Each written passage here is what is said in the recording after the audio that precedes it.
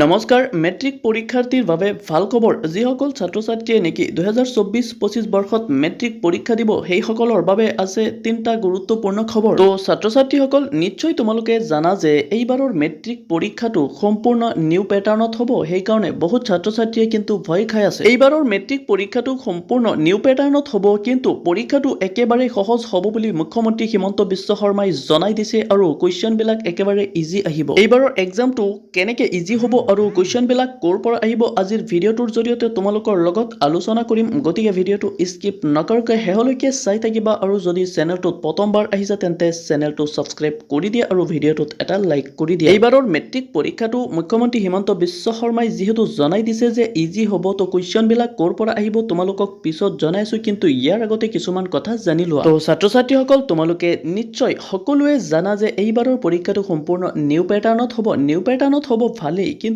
ইয়াত তোমালোকৰ বাবে এটা বেয়া কথা হ'ল যে এইবাৰৰ এমসিকিউৰ কোৱেশ্চনবিলাক ABCD টাইপৰ হ'ব তো ABCD টাইপৰ কোৱেশ্চন হ'লে কিন্তু তোমালোকৰ এজনৰ লগত আনজনৰ কোৱেশ্চনবিলাক নিমিলিব মানে লগত বহা ষ্টুডেণ্টৰ আনজনৰ লগত কোৱেশ্চনবিলাক নিমিলিব এণ্ড আনটো তোমালোকৰ বাবে বেয়া খবৰটো হ'ল যে এইবাৰৰ এক্সামত কিন্তু তোমালোকে থিয়ৰি আৰু এমসিকিউ দুইটাতে পাছ কৰিব লাগিব এটাত পাছ আনটোত ফেল কৰিলে কিন্তু এই সাবজেক্টতে তোমালোকে ফেল কৰিবা একচুয়ালি বৰ্তমান যেটো নিউ প্যাটাৰ্ণত এক্সাম বিলাক হ'ব তো সেইটো কিন্তু বেষ্ট ষ্টুডেণ্ট অৰ্থাৎ যিসকল ছাত্ৰ-ছাত্ৰীয়ে নেকি লিখা পঢ়াত চোকা সেইসকল ছাত্ৰ-ছাত্ৰীৰ বাবে এই নিয়মটো বহুত ভালেই হৈছে কিন্তু যিসকল ছাত্ৰ-ছাত্ৰীয়ে নেকি লিখা পঢ়াত একেবাৰে বেয়া জাষ্ট 30 নম্বৰ লৈ পেলে এক্সামত পাছ কৰিব সেইসকল ছাত্ৰ-ছাত্ৰীসকলৰ বাবে এইবিলাক নিয়ম অৰ্থাৎ নিউ প্যাটাৰ্ণৰ এক্সামটো বহুত ভাল হোৱা নাই তো ছাত্ৰ-ছাত্ৰীসকল এই বৰ্তমানৰ এই নিউ প্যাটাৰ্ণৰ এক্সাম যে হ'ব এই নিয়মটো তোমালোকৰ মতে কেনেকুৱা হৈছে তোমালোকৰ মতামতটো কমেন্টত দাঙি ধৰিবা এতিয়া বলা তোমালোকক জনাই দিও যে তোমালোকৰ ভাল খবৰটো হ'ল যে এইবাৰৰ এক্সাম একেবাৰে ইজি হ'ব বুলি